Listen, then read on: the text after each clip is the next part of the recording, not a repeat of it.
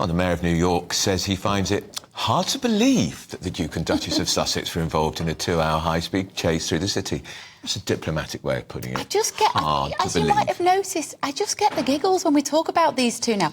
They've become a satire of their own self, haven't they? They have. The couple's spokesperson claims they were involved in a near-catastrophic car chase involving paparazzi photographers, but the NYPD confirmed that no reported collisions or arrests took place last night. And we shouldn't forget that the New York police were in a car following the Sussexes, so they saw everything that happened. Anyway, joining us for more on this, showbiz and royal reporter Kinsey Schofield. Good morning, Kinsey. Thank you for getting up at the crack of dawn to talk to us about this. What more do we know? Is there any truth whatsoever to the idea that it was potentially catastrophic? I mean, I would say absolutely not. I think that the idea that there was a 2-hour car chase, it's important to acknowledge the fact that Harry and Meghan didn't want the photographers. There were 4 ultimately that were following them. There originally were apparently 16. It narrowed down to 4 towards the end. They didn't want them to see where they were staying. Apparently they were staying at a friend's apartment. And so it's Harry and Meghan that wanted to stay on the road and to drive around kind of aimlessly trying to lose these photographers.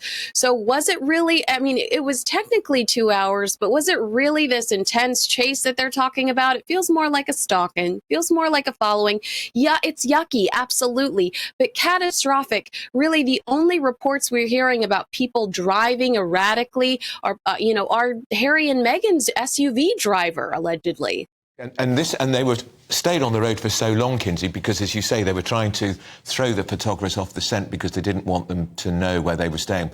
But the irony is, I'm told, the snappers knew where they were staying anyway. I mean, yeah, I just it feels like maybe ego, frustration. I feel like this very dramatic statement was made to the media the morning after, perhaps also in addition to Harry being frustrated about the intruder that was arrested in front of their Montecito mansion, around the same time, maybe he was just frustrated because he felt like he, couldn't control security either way. But I don't think that this was as intense as the Sussexes team described it. I do think it's so unfair to compare it to the death of Princess Diana, and you're seeing that so much in the media in the States, in the United States.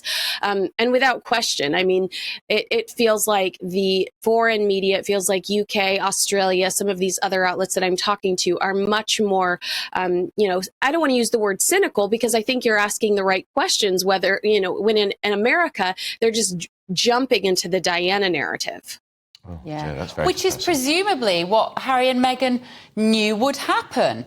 And Kinsey, it's like they went away a little bit while look at the look on her face, which is saying, you might be right, Bev. I mean, look, when the coronation was going on, Meghan, to her credit, stayed out of it, all right? She didn't make any statements, she didn't release any pictures to the press, and she did keep away and go quiet. It's like she was going away and sharpening her axe a little, and now she's gone, bang, front and centre. She's got a fantastic dress on this award. She looks brilliant. She's getting an award. And I just can't help but think that this whole thing, even if it's not necessarily concocted, they're seeing everything now through the prism of how do we create a stunning press release and a statement which is going to get us on the front pages of all the papers. How much longer can they carry on doing this for, though, Kinsey? Okay, and don't forget that right before the coronation, Meghan signed with a brand new, very big agency here in Los Angeles.